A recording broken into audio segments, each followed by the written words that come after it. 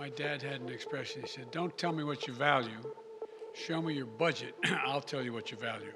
So President Joe Biden has released his budget plan for fiscal 2023 at the very moment we're experiencing the highest inflation rates in 40 years, and it turns out he values the same sort of government spending that is already sending prices sky high. You'd figure with COVID receding, debt rising, and a tidal wave of unfunded liability staring us right in the kisser, Biden would take the opportunity to radically reset the federal government's balance sheet. Instead, his budget plan could be called rearranging deck chairs on the Titanic.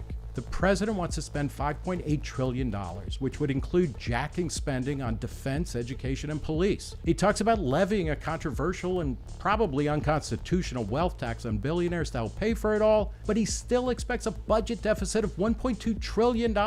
If you're gonna tax unrealized capital gains, President Biden, at least spend it on something pretty. It's debt-financed spending that spurs inflation in the first place. Rather than cutting spending and reforming entitlements, the government borrows and prints money so it can keep giving goodies to its favored citizens. You get more dollars chasing the same amount of goods, and that leads to price hikes.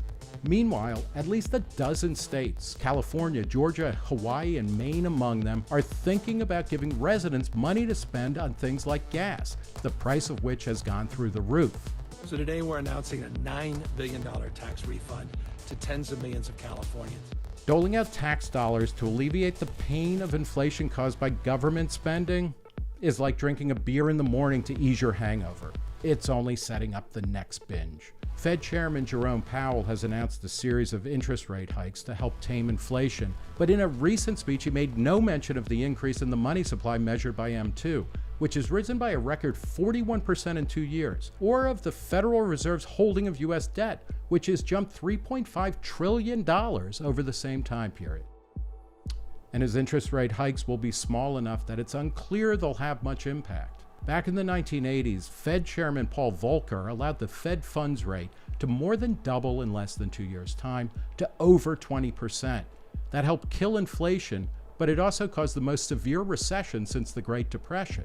Worse, serious hikes by the Fed today will not just likely cause a major economic downturn, they will devastate the government's balance sheet, requiring either massive tax hikes on everyone, huge reductions in government services, or a combination of both. According to recent conservative estimates from the Congressional Budget Office, as the federal budget grows, the cost of paying interest on the debt will keep increasing until it accounts for about 24 cents of every dollar spent by 2050. And that assumed interest rates would remain historically low.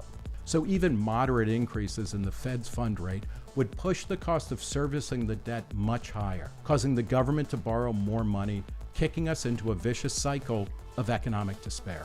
We're reducing the size of the deficit relative to our economy by almost 2/3, reducing inflationary pressures, and making real headway cleaning up the fiscal mess I inherited. Joe Biden can talk a good game about fiscal responsibility, but it's clear he doesn't understand why prices are going up, and his policies will keep them high for the foreseeable future. That might cost him and the Democrats control of the House and the Senate in the fall, perhaps the White House in 2024. That'll be too bad for him and his party. But his unwillingness to confront massive spending and debt is going to cost all of us a lot more than that.